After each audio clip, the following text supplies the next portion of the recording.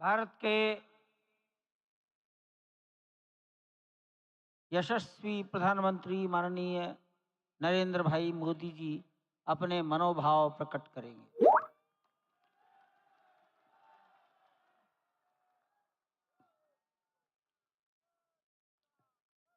सियावर रामचंद्र की जय। सियावर रामचंद्र की जय। श्रद्धेय मंच, सभी संत एवं ऋषिगण, यहाँ उपस्थित और विश्व के कोने कोने में हम सबसे साथ जुड़े हुए सभी राम भक्त, आप सबको प्रणाम, आप सबको राम राम।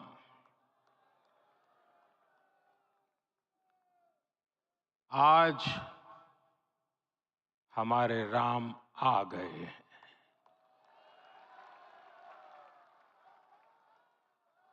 सदियों की प्रतीक्षा के बाद हमारे राम आ गए हैं।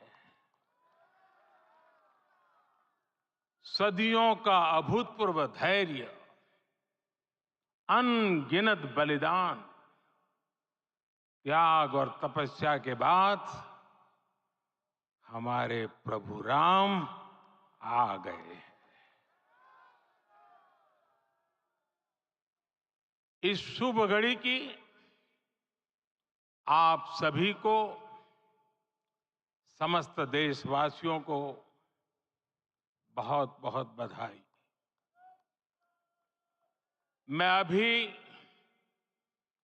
गर्भगृह में ईश्वरीय चेतना का साक्षी बनकर आपके सामने उपस्थित हुआ हूं। कितना कुछ कहने को है, लेकिन कंठ अवरुद्ध है। मेरा शरीर अभी भी स्पंदित है, चित्त अभी भी उस पल में लीन है।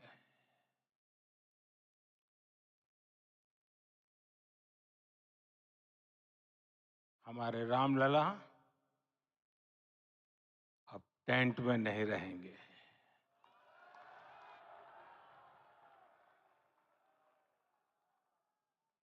हमारे रामलला अब इस दिव्य मंदिर में रहेंगे।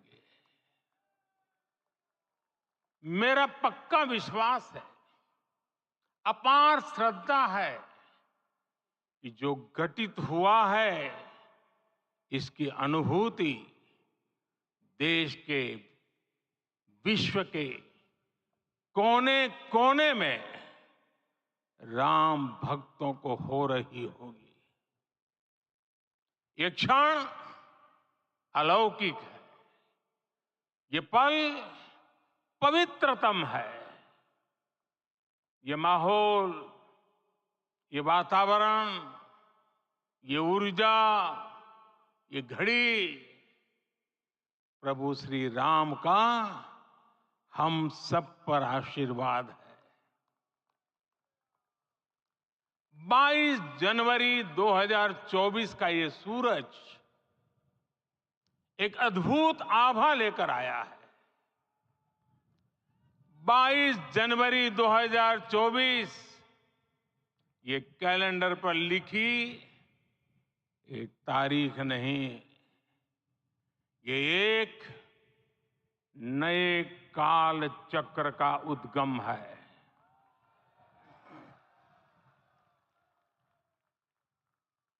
राम मंदिर के भूमि पूजन के बाद से प्रतिदिन पूरे देश में उमंग और उत्साह बढ़ता ही जा रहा था। निर्माण कार्य देख देशवासियों में हर दिन एक नया विश्वास पैदा हो रहा था। आज हमें सदियों के उस धैर्य की धरोहर मिली है। आज हमें श्री राम का मंदिर मिला है। गुलामी की मानसिकता को तोड़कर उठ खड़ा हो राष्ट्र, अतीत के हर दंश से हौसला लेता हुआ राष्ट्र ऐसे ही नव इतिहास का सृजन करता है। आज से 1000 साल बाद भी लोग आज की इस तारीख की, आज के इस पल की चर्चा करेंगे। और ये कितनी बड़ी राम कृपा है कि हम सब इस पल को जी रहे हैं, इसे साक्षात घटित होते देख रहे हैं। आज दिन दिशाएं, दिग दिगंत सब दिव्यता से परिपूर्ण है। ये समय सामान्य समय नहीं है। ये काल के चक्र पर सर्वकालिक शाही से अंकित हो रही अमिट स्मृति रेखाएं हैं। साथियों, हम सब जानते हैं कि जहां राम का काम होता है, वहां पवन पुत्र हनुमान अवश्य विराजमान होते हैं। इसलिए मैं राम भक्त हनुमान और हनुमान गढ़ी को भी प्रणाम करता हूं। मैं माता जानकी, लक्ष्मण जी, भरत, शत्रुघ्न सबको नमन करता हूं। मैं पावन अयोध्यापुरी और पावन सरयू को भी प्रणाम करता हूं। मैं इस पल दैवीय अनुभव कर रहा हूं कि जिनके आशीर्वाद से ये महान कार्य पूरा हुआ है। वे दिव्य आत्माएं, वे दैवीय विभूतियां भी इस समय हमारे आसपास उपस्थित है। मैं इन सभी दिव्य चेतनाओं को भी कृतज्ञता पूर्वक नमन करता हूं। मैं आज प्रभु श्री राम से क्षमा याचना भी करता हूं। हमारे पुरुषार्थ, हमारे त्याग, तपस्या में कुछ तो कमी रह गई होगी कि हम इतनी सदियों तक ये कार्य कर नहीं पाए। आज वो कमी पूरी हुई है।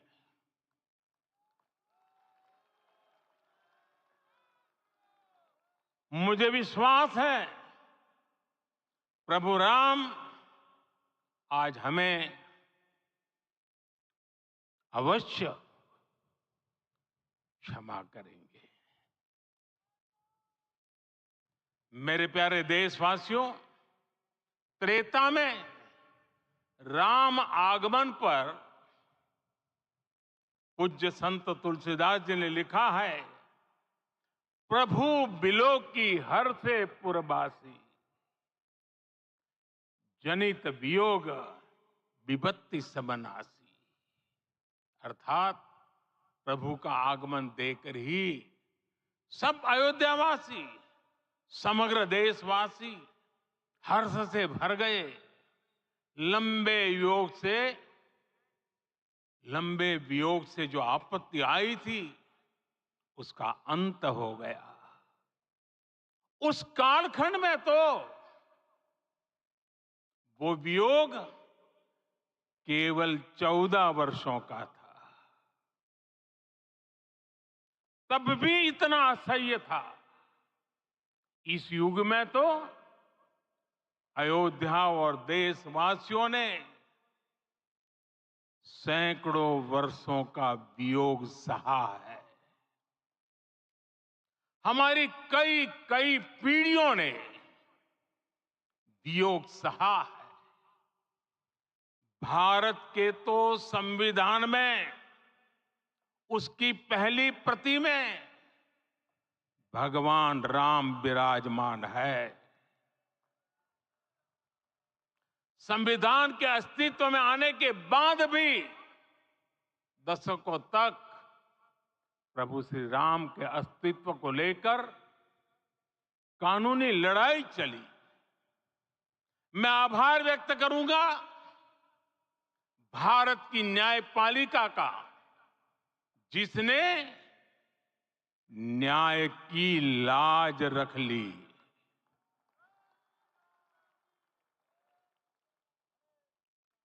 न्याय के पर्याय प्रभु राम का मंदिर भी न्यायबद्ध तरीके से ही बना। साथियों, आज गांव-गांव में एक साथ कीर्तन संकीर्तन हो रहे हैं। आज मंदिरों में उत्सव हो रहे हैं। स्वच्छता अभियान चलाए जा रहे हैं। पूरा देश आज दीपावली मना रहा है। आज शाम घर घर राम ज्योति प्रज्वलित करने की तैयारी है। कल मैं श्री राम के आशीर्वाद से धनुषकोडी में राम सेतु के आरंभ बिंदु अरिचल मुनाई पर था। जिस घड़ी प्रभु राम समुद्र पार करने निकले थे, वो एक पल था जिसने काल चक्र को बदला था। उस भावमय पल को महसूस करने का मेरा ये विनम्र प्रयास था। वहां पर मैंने पुष्प वंदना की। वहां मेरे भीतर एक विश्वास जगा कि जैसे उस समय काल चक्र बदला था, उसी तरह अब काल चक्र फिर बदलेगा और शुभ दिशा में बढ़ेगा। अपने 11 दिन के व्रत अनुष्ठान के दौरान मैंने उन स्थानों का चरण स्पर्श करने का प्रयास किया जहां प्रभु राम के चरण पड़े थे। चाहे वो नासिक का पंचवटी धाम हो, केरला का पवित्र त्रिपायर मंदिर हो, आंध्र प्रदेश में लेपाक्षी हो, श्रीरंगम में रंगनाथ स्वामी मंदिर हो, रामेश्वरम में श्री रामनाथ स्वामी मंदिर हो, या फिर धनुषकोडी। मेरा सौभाग्य है कि इसी पुनीत पवित्र भाव के साथ मुझे सागर से सरयू तक की यात्रा का अवसर मिला। सागर से सरयू तक हर जगह राम नाम का वही उत्सव भाव छाया हुआ है। प्रभु राम तो भारत की आत्मा के कण कण से जुड़े हुए हैं। राम भारतवासियों के अंतर मन में विराजे हुए हैं। हम भारत में कहीं भी किसी की अंतरात्मा को छुएंगे तो इस एकत्व की अनुभूति होगी और यही भाव सब जगह मिलेगा। इससे उत्कृष्ट, इससे अधिक देश को समायोजित करने वाला सूत्र और क्या हो सकता है। मेरे प्यारे देशवासियों, मुझे देश के कोने कोने में अलग अलग भाषाओं में रामायण सुनने का अवसर मिला है, लेकिन विशेषकर पिछले 11 दिनों में रामायण अलग अलग भाषा में अलग राज्यों से मुझे विशेष रूप से सुनने का मौका मिला। राम को परिभाषित करते हुए ऋषियों ने कहा है, रमन्ते यस्मिन् इति रामः, अर्थात जिसमें रम जाए वही राम है। राम लोक की स्मृतियों में, पर्व से लेकर परंपराओं में सर्वत्र समाये हुए हैं। हर युग में लोगों ने राम को जिया है। हर युग में लोगों ने अपने अपने शब्दों में अपनी अपनी तरह से राम को अभिव्यक्त किया है। और ये राम रस जीवन प्रवाह की तरह निरंतर बहता रहता है। प्राचीन काल से भारत के हर कोने के लोग राम रस का आचमन करते रहे हैं। राम कथा असीम है और रामायण भी अनंत है। राम के आदर्श, राम के मूल्य, राम की शिक्षाएं सब जगह एक समान है। प्रिय देशवासियों, आज इस ऐतिहासिक समय में देश उन व्यक्तित्वों को भी याद कर रहा है जिनके कार्य और समर्पण की वजह से आज हम ये शुभ दिन देख रहे हैं। राम के इस काम में कितने ही लोगों ने त्याग और तपस्या की पराकाष्ठा करके दिखाई है। उन अनगिनत राम भक्तों के, उन अनगिनत कार सेवकों के और उन अनगिनत संत महात्माओं के हम सब ऋणी हैं। साथियों, आज का ये अवसर उत्सवता का क्षण तो है ही, लेकिन इसके साथ ही यह क्षण भारतीय समाज की परिपक्वता के बोध का भी क्षण है।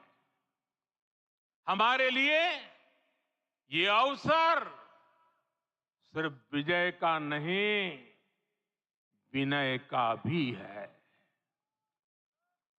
दुनिया का इतिहास साक्षी है कि कई राष्ट्र अपने ही इतिहास में उलझ जाते हैं। ऐसे देशों ने जब भी अपने इतिहास की उलझी हुई गांठों को खोलने का प्रयास किया, उन्हें सफलता पाने में बहुत कठिनाई आई, बल्कि कई बार तो पहले से ज्यादा मुश्किल परिस्थितियां बन गई। लेकिन हमारे देश ने इतिहास की इस गांठ को जिस गंभीरता और भावुकता के साथ खोला है, वो ये बताती है कि हमारा भविष्य हमारे अतीत से बहुत सुंदर होने जा रहा है। वो भी एक समय था जब कुछ लोग कहते थे कि राम मंदिर बना तो आग लग जाएगी। ऐसे लोग भारत के सामाजिक भाव की पवित्रता को नहीं जान पाए। रामलला के इस मंदिर का निर्माण भारतीय समाज के शांति, धैर्य, आपसी सद्भाव और समन्वय का भी प्रतीक है। हम देख रहे हैं ये निर्माण किसी आग को नहीं, बल्कि ऊर्जा को जन्म दे रहा है। राम मंदिर समाज के हर वर्ग को एक उज्जवल भविष्य के पथ पर बढ़ने की प्रेरणा लेकर आया है। मैं आज उन लोगों से आह्वान करूंगा, आइए आप महसूस कीजिए अपनी सोच पर पुनर्विचार कीजिए। राम आग नहीं है, राम ऊर्जा है। राम विवाद नहीं, राम समाधान है। राम सिर्फ हमारे नहीं है, राम तो सबके हैं। राम वर्तमान नहीं, सिर्फ वर्तमान ही नहीं, राम अनंत काल है। साथियों, आज जिस तरह राम मंदिर प्राण प्रतिष्ठा के इस आयोजन से पूरा विश्व जुड़ा हुआ है, उसमें राम की सर्वव्यापकता के दर्शन हो रहे हैं। जैसा उत्सव भारत में है, वैसा ही अनेक देशों में है। आज अयोध्या का यह उत्सव रामायण की उन वैश्विक परंपराओं का भी उत्सव बना है। रामलला की ये प्रतिष्ठा वसुधैव कुटुंबकम के विचार की भी प्रतिष्ठा है। साथियों, आज अयोध्या में केवल श्री राम के विग्रह रूप की प्राण प्रतिष्ठा नहीं हुई है, ये श्री राम के रूप में साक्षात भारतीय संस्कृति के प्रति अटूट विश्वास की भी प्राण प्रतिष्ठा है। ये साक्षात मानवीय मूल्यों और सर्वोच्च आदर्शों की भी प्राण प्रतिष्ठा है। इन मूल्यों की, इन आदर्शों की आवश्यकता आज संपूर्ण विश्व को है। सर्वे भवन्तु सुखिनः, ये संकल्प हम सदियों से दोहराते आए हैं। आज उसी संकल्प को राम मंदिर के रूप में साक्षात आकार मिला है। ये मंदिर मात्र एक देव मंदिर नहीं है, ये भारत की दृष्टि का, भारत के दर्शन का, भारत के दिग्दर्शन का मंदिर है। ये राम के रूप में राष्ट्र चेतना का मंदिर है। राम भारत की आस्था है, राम भारत का आधार है। राम भारत का विचार है, राम भारत का विधान है। राम भारत की चेतना है, राम भारत का चिंतन है। राम भारत की प्रतिष्ठा है, राम भारत का प्रताप है। राम प्रवाह है, राम प्रभाव है। राम नेति भी है, राम नीति भी है। राम नित्यता भी है, राम निरंतरता भी है। राम विभु है, विशद है, राम व्यापक है, विश्व है, विश्वात्मा है। और इसलिए जब राम की प्रतिष्ठा होती है तो उसका प्रभाव वर्षों या शताब्दियों तक ही नहीं होता, उसका प्रभाव हजारों वर्षों के लिए होता है। महर्षि वाल्मीकि ने कहा है, राज्यम 10 सहस्त्राणि प्राप्य वर्षाणि राघव, अर्थात राम 10,000 वर्षों के लिए राज्य पर प्रतिष्ठित हुए, यानी हजारों वर्षों के लिए राम राज्य स्थापित हुआ। जब त्रेता में राम आए थे तब हजारों वर्षों के लिए राम राज्य की स्थापना हुई।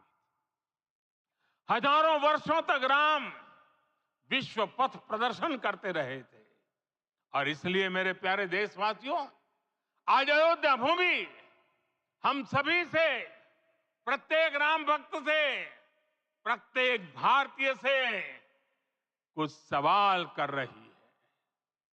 श्री राम का भव्य मंदिर तो बन गया, अब आगे क्या? सदियों का इंतजार तो खत्म हो गया, अब आगे क्या? आज के इस अवसर पर जो दैव जो दैवीय आत्माएं हमें आशीर्वाद देने के लिए उपस्थित हुई हैं, हमें देख रही हैं, उन्हें क्या हम ऐसे ही विदा करेंगे? नहीं, कदापि नहीं। आज मैं पूरे पवित्र मन से महसूस कर रहा हूं कि काल चक्र बदल रहा है। ये सुखद संयोग है कि हमारी पीढ़ी को एक कालजयी पथ के शिल्पकार के रूप में चुना गया है। 1000 वर्ष बाद की पीढ़ी राष्ट्र निर्माण के हमारे आज के कार्यों को याद करेगी। इसलिए मैं कहता हूं, यही समय है, सही समय है।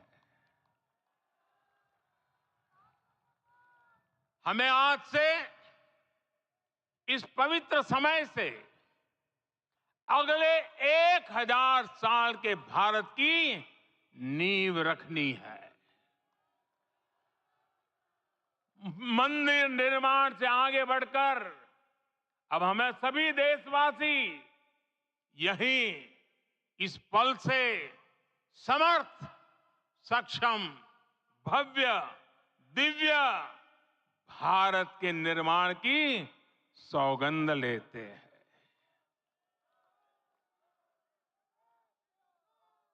राम के विचार मानस के साथ ही जनमानस में भी हो, यही राष्ट्र निर्माण की सीढ़ी है। साथियों, आज के युग की मांग है कि हमें अपने अंतःकरण को विस्तार देना होगा। हमारी चेतना का विस्तार देव से देश तक, राम से राष्ट्र तक होना चाहिए। हनुमान जी की भक्ति, हनुमान जी की सेवा, हनुमान जी का समर्पण, ये ऐसे गुण हैं जिन्हें हमें बाहर नहीं खोजना पड़ता। प्रत्येक भारतीय में भक्ति, सेवा और समर्पण के भाव समर्थ, सक्षम, भव्य, दिव्य भारत का आधार बनेंगे। और यही तो है देव से देश और राम से राष्ट्र की चेतना का विस्तार। दूर सुदूर जंगल में, कुटिया में जीवन गुजारने वाली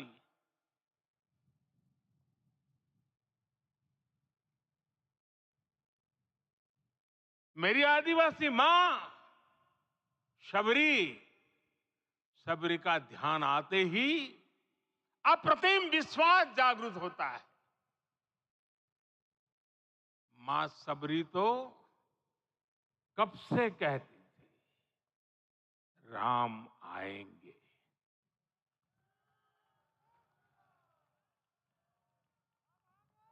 प्रत्येक भारतीय में जन्मा यही विश्वास समर्थ, सक्षम, भव्य भारत का आधार बनेगा। और यही तो है देश, देव से देश और राम से राष्ट्र की चेतना का विस्तार। हम सब जानते हैं कि निषाद राज की मित्रता सभी बंधनों से परे है। निषाद राज का राम के प्रति सम्मोहन, प्रभु राम का निषाद राज के लिए अपनापन कितना मौलिक है। सब अपने हैं, सभी समान है। प्रत्येक भारतीय में अपनत्व की, बंधुत्व की ये भावना समर्थ, सक्षम, भव्य, दिव्य भारत का आधार बनेगी।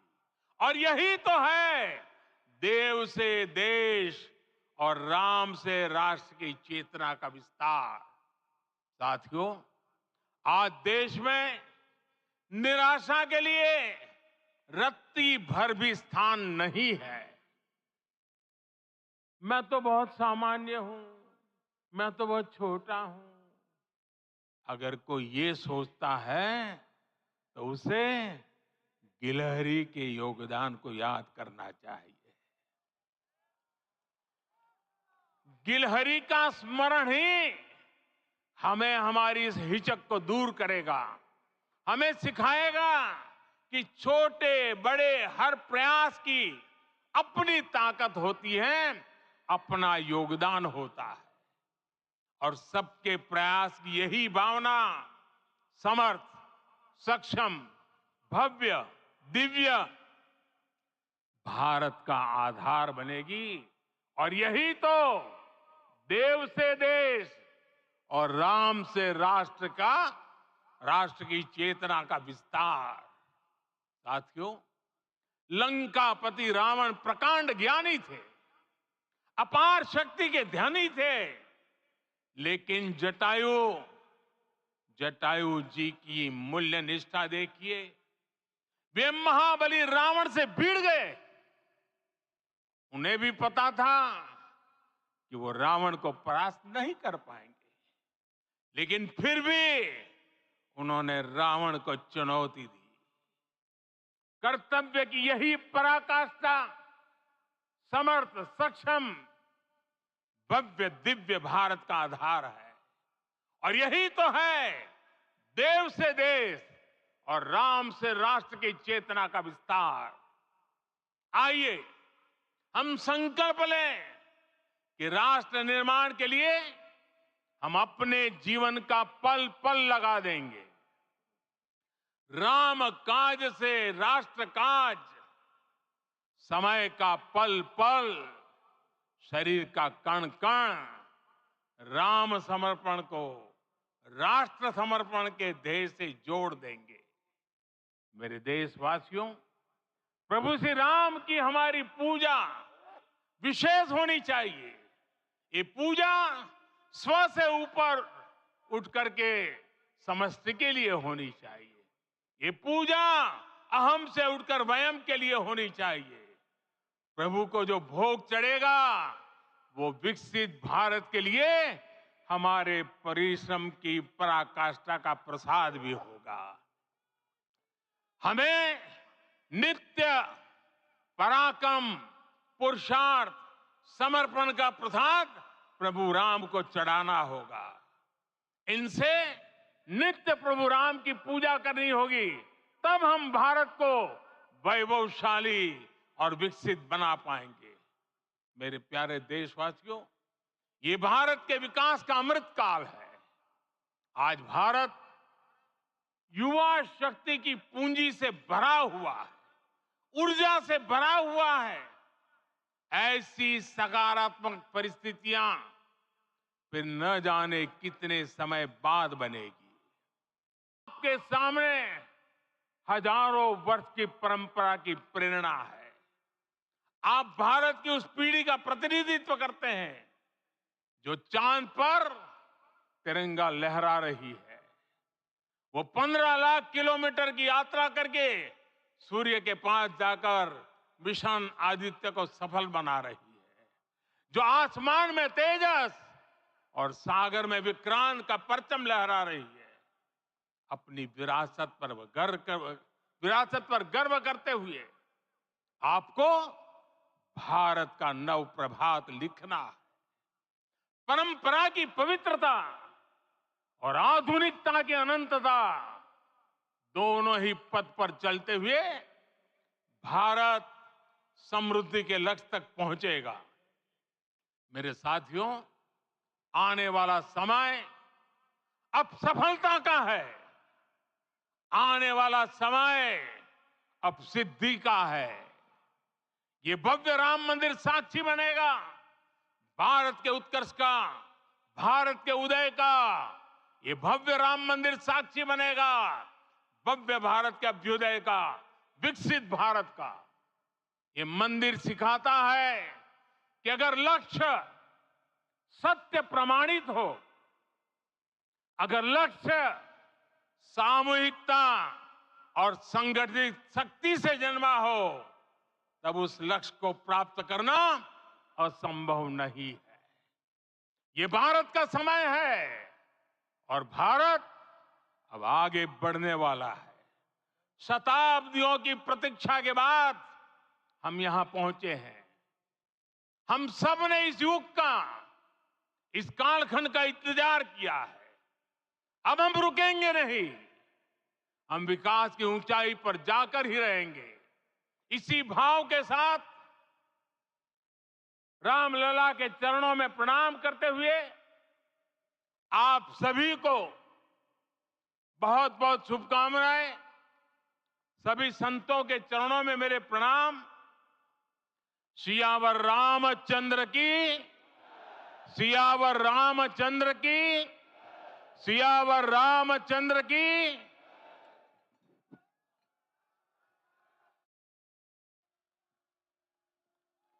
मैं आपसे निवेदन करूंगा, अभी थोड़ा आसन ग्रहण करिए।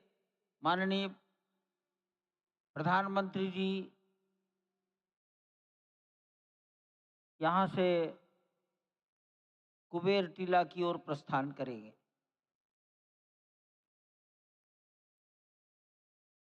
माननीय प्रधानमंत्री जी के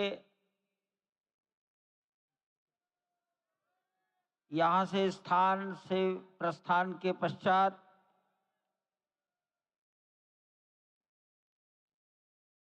हमारे महंत नृत्य गोपाल दास जी के शिष्यगणों से निवेदन करूंगा, मंच पर आकर उनको नीचे की ओर ले जाए।